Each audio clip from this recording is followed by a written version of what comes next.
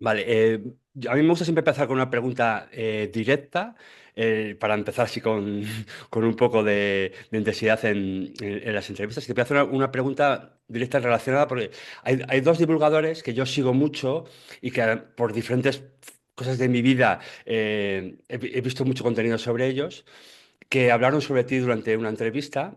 Uno es Manu Solá, que Manu Solá te ha entrevistado en su podcast, no sé si lo Sí, ubicas sí, a lo Manu tengo Solá. ubicado, sí. Sí. Y Manu Solá entrevistó a Javier Recuenco, que no sé si también lo ubicas, y justo hablaron de Sí. ti durante un momento de la entrevista. Y Javier Recuenco, que es una persona que la verdad que tiene unos conocimientos vastos sobre muchas áreas de la vida, te comentó de que había hablado contigo en el TED de Málaga y tú le comentaste que la medicina se la puede considerar una pseudociencia, ¿vale? Esto un poco lo ponemos entre comillas porque evidentemente la medicina tiene muchísimos años de investigación y de método científico detrás, pero no sé si es exacto esto y por supuesto que tiene que darle una explicación a esta frase. Sí, bueno, a ver, no recuerdo, o sea, sí, hablamos con Recuenco sobre este tema en TEDx Málaga que coincidimos en abril, el 20 de abril, sí, 20 de abril del 2024, y hablamos él y yo sobre, bueno, sobre muchos temas. En realidad no recuerdo si lo dije yo, si lo dijo él o si él me lo preguntó, bueno, como fuera. Es verdad que es una afirmación que fuera de contexto puede, dices, Claro, pero claro. ¿qué estás Hay que diciendo, explicarlo. no? Obviamente. Entonces, depende mucho de qué definamos como medicina, ¿no? Quiero decir, una cosa es la medicina como un corpus de conocimiento que obviamente es una ciencia aplicada en constante evolución, pero una cosa es toda la ciencia que puede haber detrás de la medicina. Fíjate, en la facultad es lo que se estudia, pues sobre todo los dos primeros años, cuando estudias anatomía, bioquímica, fisiología, microbiología, ¿no? Lo que son las ciencias básicas. Pero luego otra cosa es la medicina tal y como se practica y tal y como se aplica. Y hay un concepto que es el de la medicina basada en la evidencia, que es un concepto que realmente tiene tres pilares. Uno es la evidencia científica, es decir, estudios clínicos. Pues cojo, y muchas veces son con fármacos, cojo el fármaco A y lo comparo con el fármaco B en dos grupos de personas supuestamente iguales y veo el resultado en uno o unos pocos parámetros, por ejemplo, fisiológicos, no sé, la tensión arterial, la glucemia o lo que sea. Y en base a estos ensayos clínicos, pues se considera como que es la base de la medicina basada en la evidencia. Pero también en la medicina basada en la evidencia entran en juego otras cosas como son la experiencia de los profesionales y la preferencia de los pacientes. Y estas dos cosas se obvian absolutamente en la mayoría de las guías de práctica clínica, que son como consensos hechos por profesionales o por sociedades científicas para decidir cómo se aplica la medicina. ¿Y qué sucede? Que ahí hay grandes presiones de la industria farmacéutica, ¿no? Entonces, una vez que uno se pone a aplicar la medicina en una consulta, por ejemplo, o en el hospital, ¿qué se hace? Pues se siguen las guías de práctica clínica, que tienen su ventaja, ¿vale? Porque se uniformiza la atención, pero luego no se tienen en cuenta otras cosas de las que no se habla en las guías de práctica clínica, que muchas veces se habla solo de fármacos. A lo mejor se menciona, bueno, pues hay que hacer una vida saludable, pero quizás no se hace hincapié en la optimización nutricional o en cómo pues un patrón dietético determinado es importante, o no se habla desde luego de la hormesis, del ejercicio físico. Bueno, hay que hacer ejercicio, pero es como muy light. No se habla de cuestiones como la suplementación con micoterapia, microbioterapia y toda una serie de cuestiones, y eso también es medicina. Y luego pasa que, bueno, piensa, por poner un ejemplo, para que la gente lo entienda mejor. Imagínate que alguien, pues para no decírtelo a ti, porque no te deseo ningún mal, imagínate que tienes un amigo, tu amigo Pepe, y Pepe dice, ay, estoy fastidiado del estómago. Y entonces va al médico y le dicen, ¿qué te pasa? Pues es que estoy fastidiado del estómago. Pues a lo mejor le miran, le preguntan cosas, que sí que se las preguntan, y dicen, bueno, esto será dispepsia funcional. Tómate el omeprazol. Ya. En 5 minutos, que tiene el pobre médico de atención primaria, que es que a lo mejor no tiene más de 5 minutos, no le da para más. Pero es que a lo mejor Pepe tiene mucho estrés, o tiene una hipocloridria con poco ácido en el estómago, o tiene un SIBO, un sobrecentro bacteriano intestino delgado, o ha cogido una giardia, o simplemente tiene estrés y está somatizando, ¿no? Pero desde luego, si por ejemplo tiene un SIBO o una hipocloridria, el omeprazol ahí, aunque lo estés aplicando por la guía de práctica clínica, no es una cosa científica. ¿Es pseudocientífica? Pues no sé, las guías de práctica clínica supuestamente se revisten de esa cuestión de que están basadas en la evidencia científica, pero están basadas en una evidencia científica. Piensa que hasta no sé si era un 75-85% de los ensayos clínicos con fármacos están patrocinados por la industria farmacéutica, incluso los artículos se escriben por parte de autores que participan que están dentro de la industria. Entonces, ¿eso es ciencia? Bueno, hay ciencia, yo no digo que no haya ciencia detrás, pero hay también intereses económicos, y hay una ausencia y una ignorancia de otras cosas que también son importantes para la salud. Entonces, hoy en día la medicina que se ejerce en muchos sitios es Ujú. una técnica siempre científica. Bueno, pues habría que valorarlo con cada intervención. Se hacen muchas cosas bueno, pues habría que valorar cada intervención, cada persona, cada profesional, cómo actúa. Ojo, que yo no estoy echando la culpa a nadie, ¿eh? La culpa no la tiene el médico de familia que tiene 5 minutos por Claro, paciente, o el claro. cardiólogo que a lo mejor cuando dicen es que el cardiólogo no sabe nada de dietas, pues sí que el cardiólogo no lo tiene que saber. El cardiólogo a lo mejor se tiene que dedicar a hacer ecocardiogramas o abrir arterias coronarias obstruidas en un laboratorio de hemodinámica y tiene que ser buenísimo en eso.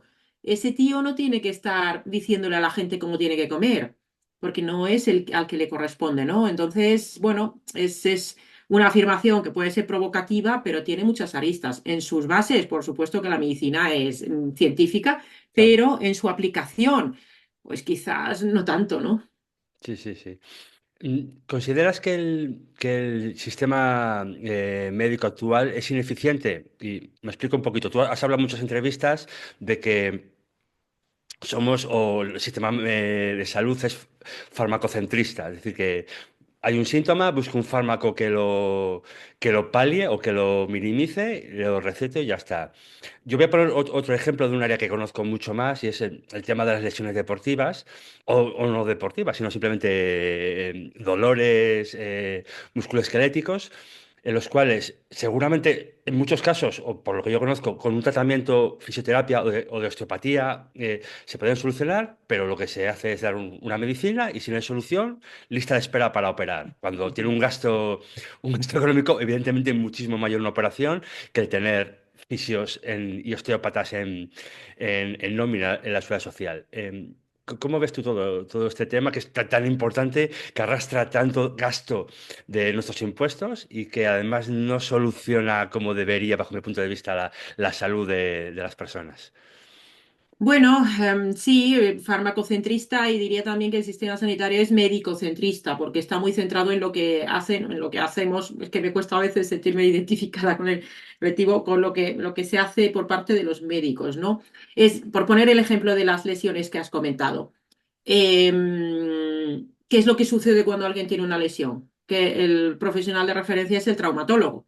Sí. Está genial. Si alguien se rompe un fémur o hace una fractura o necesita una prótesis, pues genial.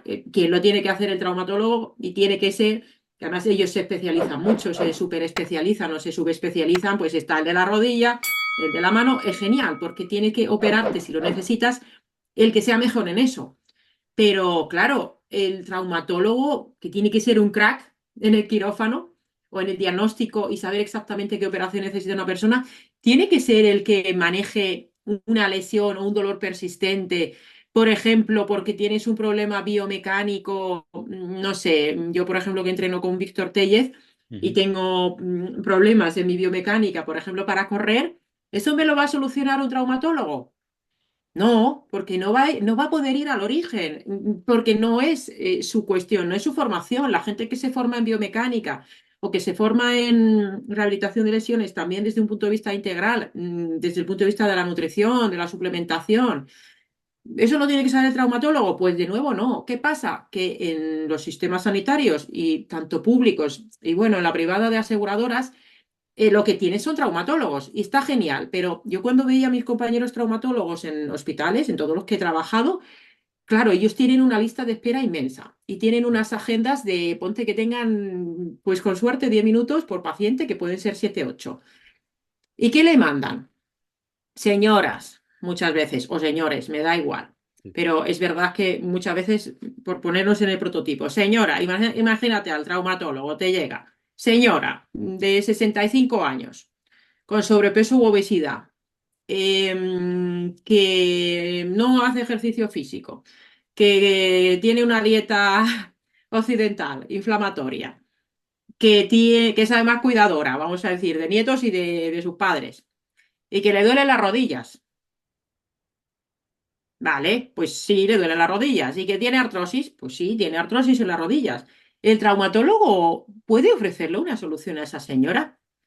Bueno, llegará un momento en el que la artrosis sea tan patente que no queda otra que a lo mejor ponerle una prótesis. No digo que no, pero ¿dónde está el fracaso, el fallo del sistema?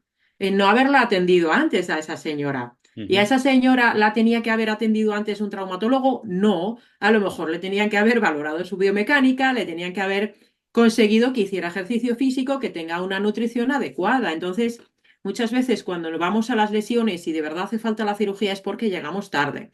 Entonces, además de esto, muchas veces las lesiones, desde luego, lo que tienes que ir, y todo en salud, tienes que ir a la raíz, al origen del problema. O sea, ¿por qué has hecho esa lesión? ¿Por qué alguien siempre, pues no sé, mi caso, por no hablar de otras personas, ¿por qué siempre me duele, me acaba doliendo una zona concreta de la cadera derecha cuando empiezo a meter entrenamiento de carrera y acumulo carga? Bueno, pues Víctor Tellez o Vanessa de Toro, que es la fisioterapeuta a la que voy mucho, que son unos cracks en lo suyo con años y años y años de estudio, pues me lo identifican. Pues es que pones así, haces la pisada sao, pues cosas que yo pues tampoco termino de entender muy bien, pues me lo identifican. Claro, ¿qué pasa? Pues que la solución que en su momento hace años me dieron fue hacerme una resonancia, me dijeron, tienes un impingement de la cadera, un atrapamiento acetábulo Sí. femoral, ¿no? Que eso se ha puesto ahora súper de moda, buscando causas de dolor de cadera, y me dijeron, esto te lo opero. Y yo digo, no me voy a operar la cadera ni de coña, es una cirugía que se lleva haciendo poco tiempo y no ha demostrado tampoco todavía que a largo plazo sea lo mejor y la recuperación es horrible. Yo dije, pues mira, yo esto no me lo voy a operar. Y bueno, pues aquí es donde está el problema, que hacen falta, y siempre lo digo, en los sistemas sanitarios, para que sean verdaderamente eficientes, hacen falta muchos profesionales que no son médicos. Sobre todo, pues para llegar al médico lo más tarde posible y que el médico pueda dedicarse a lo que se tiene que dedicar. Y en el traumatólogo en particular, no en general, salvo que tenga formación específica, no se tiene que dedicar probablemente a ver personas con dolor persistente. ¿Y tú crees, Ari, que esto tiene visos de en el futuro cambiar? ¿Se está haciendo pasos para mejorarlo o no? ¿O es algo que está súper lejos ahora mismo? Pues a ver, hay iniciativas que son interesantes, la mayoría es verdad que se hace más desde la sanidad privada, se hacen centros donde se trabaja en coordinación, diferentes tipos de profesionales que tienen una perspectiva más completa, más integral.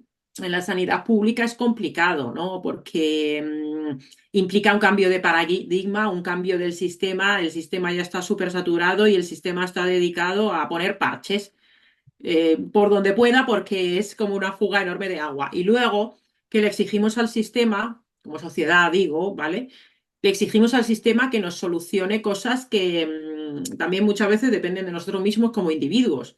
O sea, mucha gente en la sociedad, ¿sabes? Este famoso, eh, hay como una viñeta, como un meme que sale, pues un señor en una ventanilla Ujú.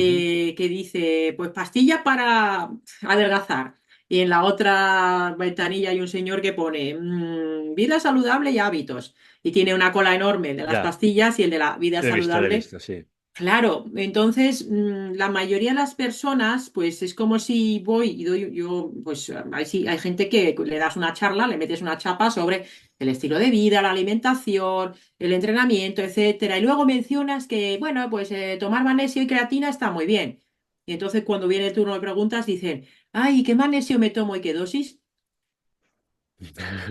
Y todo lo demás que has dicho de hábitos Claro. se queda un poco ahí en el limbo. Entonces, si el sistema va a cambiar, fíjate, con la inteligencia artificial, que hay mucha gente que le tiene miedo, entre comillas, bueno, miedo, sí, le tiene miedo, consideran que se va a hacer menos humana la atención sanitaria, a mí me parece una oportunidad magnífica.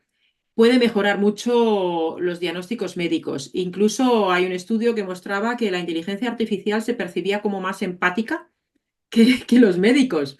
Sí, sí, o sea, es alucinante. Pero no me extraña porque yo utilizo bastante ChatGPT en concreto para cosas de trabajo y claro, es que es paciente, te escucha todo lo que quieras, te da unas respuestas muy adaptadas a lo que necesitas y es una oportunidad porque yo le he llegado a preguntar cosas de salud y claro, tiene un enfoque con mucho sentido común y mucho menos farmacocentrista que Sí, muchos médicos. Sí, sí, ostras. sí, es exagerado. Dices, ostras, pues probablemente vaya a ser una herramienta muy interesante para conseguir mejorar la atención sanitaria.